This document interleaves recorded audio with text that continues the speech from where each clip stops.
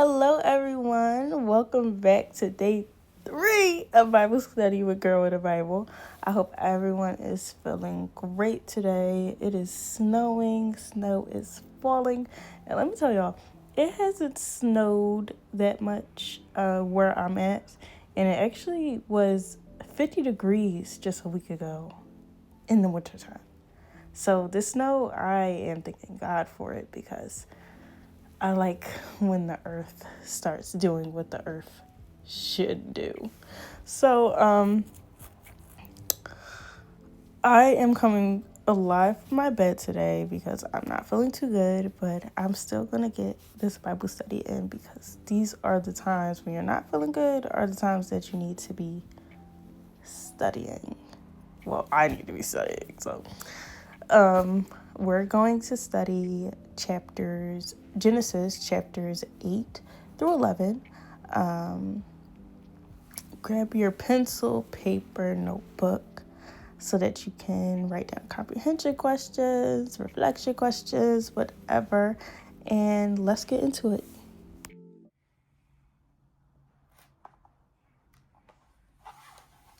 God remembered Noah, as well as all of the wildlife and all of the livestock that were with him in the ark. God caused a wind to pass over the earth, and the wind began to subside, and the water began to subside. The sources of the watery depths, the floodgates of the sea were closed, and the rain from the sky stopped. The water steadily receded from earth, and by the end of the 150th day, the water had decreased significantly. The ark came to rest in the 7th month on the 17th day of the month on the mountains of Ararat.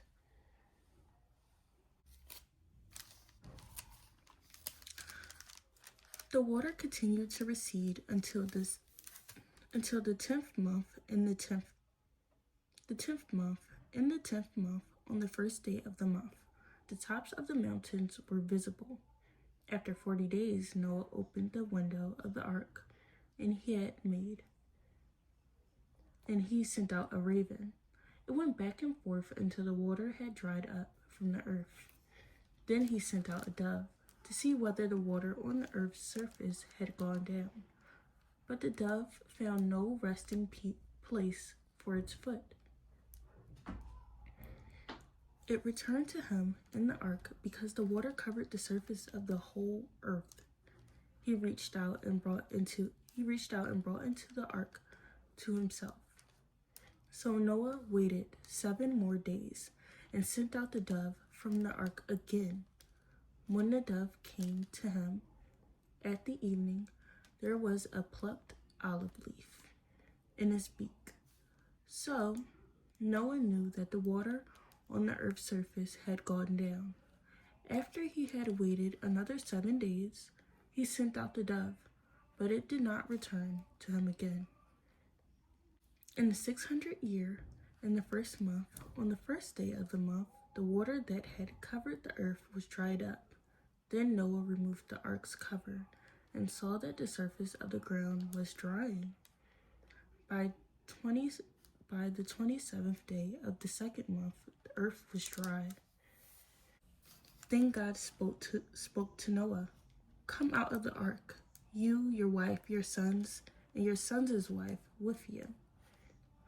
Bring out all of the living creatures that are with you, birds, livestock, those that crawl on the earth, and they will spread over the earth. Be fruitful, multiply on the earth." So Noah, along with his sons, his wife, and his sons' wives, came out. All the animals, all the creatures that crawl, and all the flying creatures, everything that moves on earth came out of the ark by their families. Then Noah built an altar to the Lord. He took some of every kind of clean animal and every kind of clean bird that offered burnt offerings on the altar. When the Lord smelled the pleasing aroma, he said to himself, "I will never again curse the ground because of human beings. even though the inclination of human heart is evil from youth onward. And I will never again strike down every living thing as I have done. As long as the earth endures, seed time and harvest, cold and heat, summer and winter, and day and night will not cease.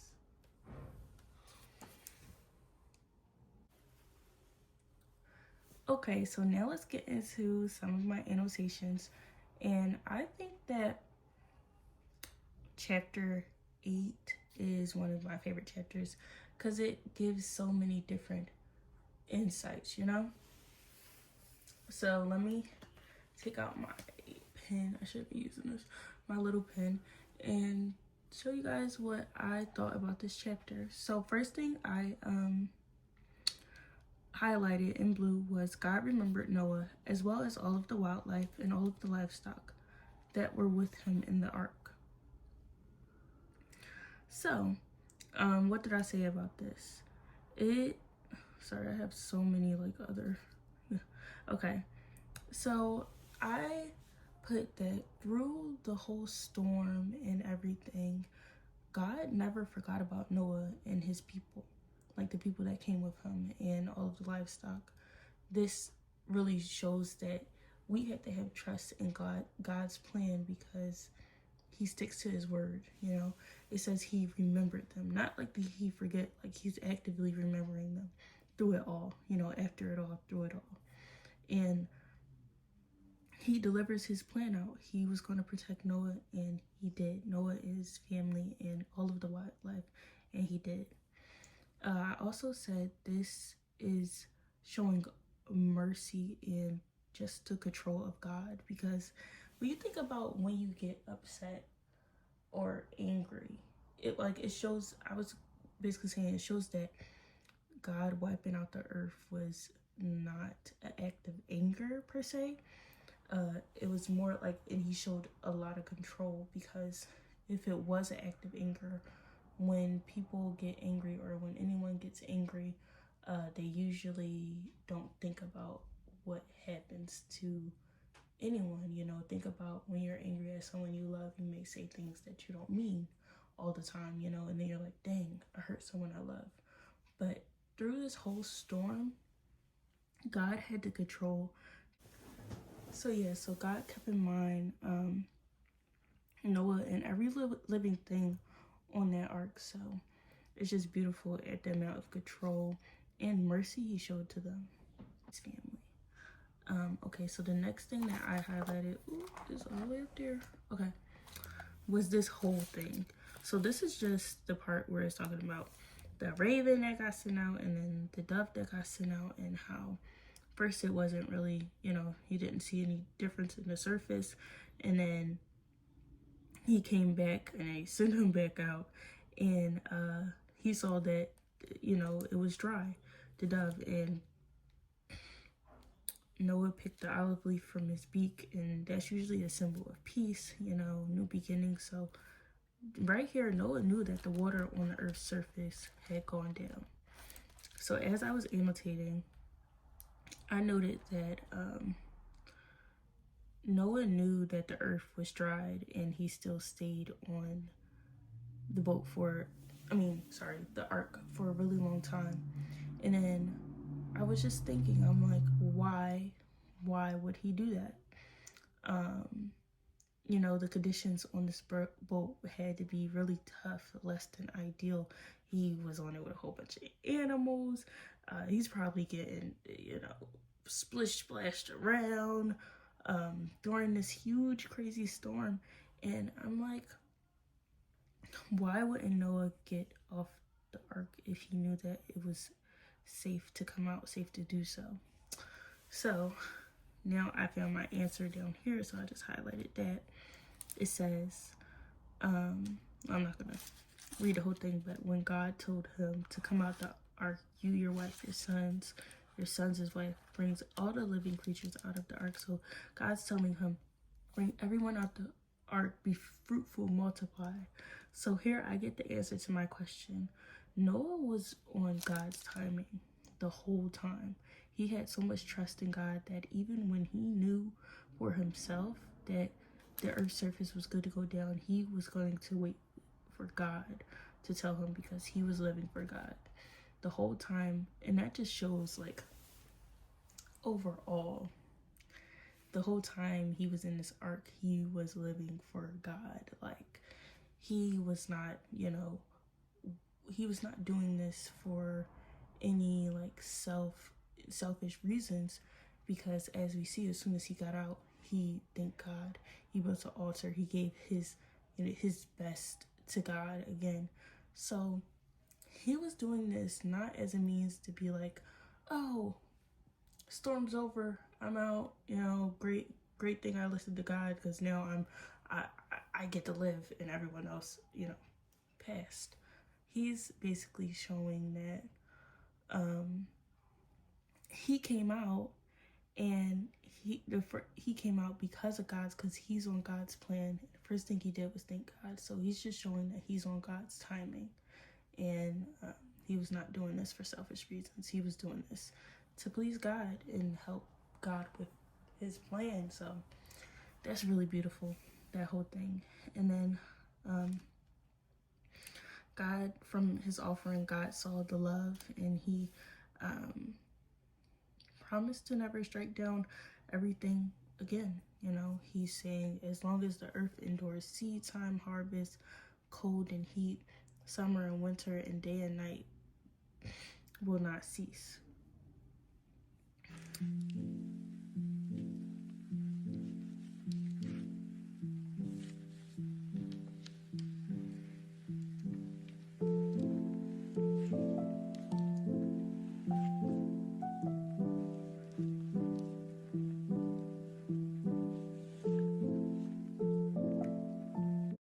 And this just shows the consistency of God. Those things are consistent, like that summer comes, winter comes, day and night, and we see it even now for today. Day and night comes like clockwork, cold and heat comes. So he's just saying, as long as those things that I make are consistent, I will never wipe out the earth again. So yes, I really do love this chapter. Next chapter. All right. God blessed Noah and his sons and said to them, "Be fruitful, multiply, and fill the earth. The fear and terror of you will be in every living creature on the earth, every bird of the sea, every creature that crawls on the ground, and all of the fish of the sea. They are placed under your authority. Every creature that lives and moves will be food for you. As I gave the green plants, I have given you everything. However, you must not eat meat with its life's blood in it, and I will require plenty of your lifeblood. I will require from any animal, from any human. If someone murders a fellow human, I will require that person's life." So right here, I highlighted that in green because that's just showing like a commandment from God. He's saying, don't eat any meat that still has blood in it. From here, we know that blood equals life. And he's saying, do not murder, or he will take your own life.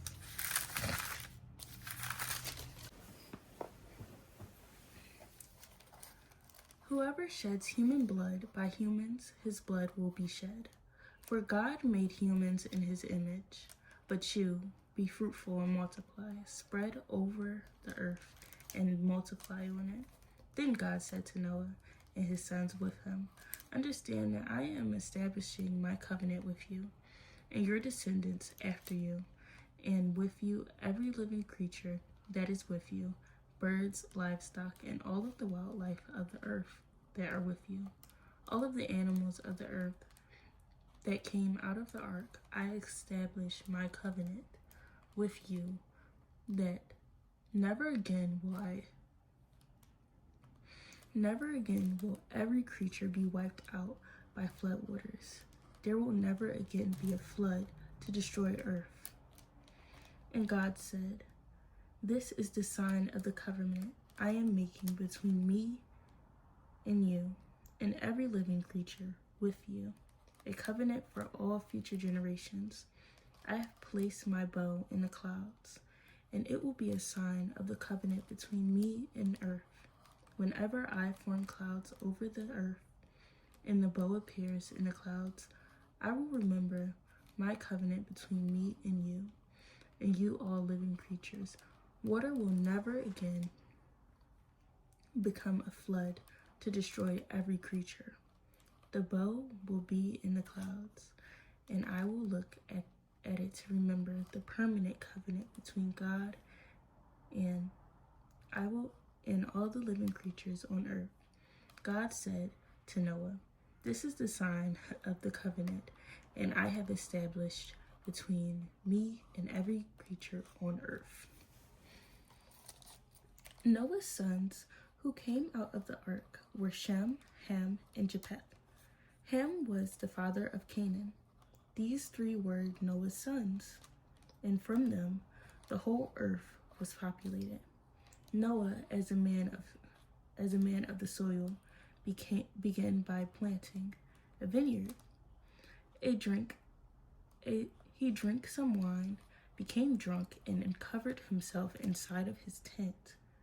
Ham, the father of Canaan, saw his father naked and told his two brothers outside. Then Shem and Japheth took a cloak and placed it over both of their shoulders, and walking backward, they covered their father's nakedness.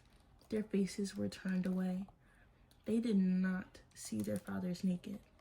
When Noah awoke from his drinking and learned what his youngest son had done to him, he said, "Canaan is cursed. He will be the lowest of the slaves to his brothers." He also said, "Blessed be the Lord, the God of Shem. Let Canaan be Shem's slave. Let God extend Japheth. Let Japheth dwell in the tents of Shem. Let Canaan be Shem's slave." Now Noah lived 350 years after the flood. Noah's life lasted 950 years, then he died. Okay, so let's unpack what happened here. So, Noah and his sons came out the ark, and I just read that. So let's unpack what's happening here. So this is actually a crazy story, and if you look at my notes, I actually put the wrong names on my notes, so don't look at them. I will say the right names when I'm on here. But so Noah became drunk and uncovered himself inside. Now, when I was doing other Bible studies, I saw that the uncovered part implies an act of sin. Not sure what act of sin, but it implies an act of sin. And Ham, father of Canaan, saw that and basically was shaming his dad by going to Shem and Japheth and saying, "Oh, look, he's naked, he's, everything." And this is basically another act of sin that Ham is committing, judging someone for their sins instead of covering them with love. But you see that Shem and Japheth took a cloak and covered their father. When someone sins, this is basically saying when someone sins, it's not okay to judge and cast judgment on other people's sins. Instead, you must cover them with love, and that's, very real. People in this life, I know I've judged other people, talked about other people for things that they've done. But how could the situation have changed if I would have just talked to them or covered them or shielded them from, scrutiny and casted them with love instead of amplifying their sins all over? So down here it says that because of what Ham did, his son Canaan is now cursed. So you can see how the act of sin can literally curse descendants' bloodline. So that's crazy. So this is just the effects of sin. it curses bloodlines, is, you know, it effects are long lasting. Okay, so for chapter 10, I will not be reading all the names only because I'm not very good at pronouncing names, so you guys can read it on your own. But I am going to put out I'm going to put out some important things that I found here. So first thing is that God's promise to repopulate the earth is fulfilled by Noah and his descendants. There's origins of new languages, which is good for God's plan to diversify and spread humanity. Nimrod, that is mentioned, he's mentioned right here. He is a powerful leader that established Babylon, and he's important for later biblical events, so really remember him.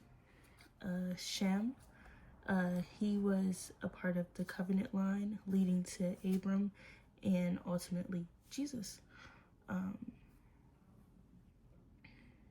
And this whole thing just shows the redemption period, how God is rebuilding and, you know, redeeming the earth and humanity. All right. The whole earth had the same language and vocabulary. As people migrated from the east, they found a valley in the land of Shinar and settled there. They said to each other, "Come, let's make oven-fired bricks." They used bricks for stone and asphalt for mortar. And they said, "Come, let's build ourselves a city and a tower with its top in the sky. Let's make a name for ourselves, otherwise we will be scattered throughout the earth." Then the Lord came down to look over the city and the tower that humans were building. The Lord said, "If you have begun to do this as one people, all having the same language, then nothing they plan to do will be impossible for them. Come, let's go down there and confuse their languages, so they will not understand one another's speech." So from there, the Lord scattered them throughout the earth. They stopped building the city. Therefore, it's called Babylon, for there the Lord confused the language of the whole earth. And from there, the Lord scattered them throughout the earth. Okay, so this is an important part as well. We all know that God commanded humanity to be fruitful and disperse and multiply across the whole earth. And here you see them trying to just stay in one place. So in response to that disobedience, God made a judgment on them and confused the language of speech. So after they were confused and they couldn't talk to each other, couldn't understand each other, it was actually they actually had to disperse and go throughout the earth, and just as God intended. So God came down and corrected that. All right. I was unable to conceive and did not have a child. Terah took his son Abram, his grandson Lot, Haran's dad, and his daughter-in-law Sarai, his son Abram's wife, and they set out together to find Ur of the Chaldeans to go to the land of Canaan. But when they came to Haran, they settled there. Terah lived 205 years and died in Haran. So the only things I pointed out here is that Abram was born, and he's very important in later chapters to God's redemption plan. And I also pointed out that Sarai was unable to conceive, and this is important in later chapters as well. So these are just things to note. Thank you all so much for watching, and I will see you guys tomorrow.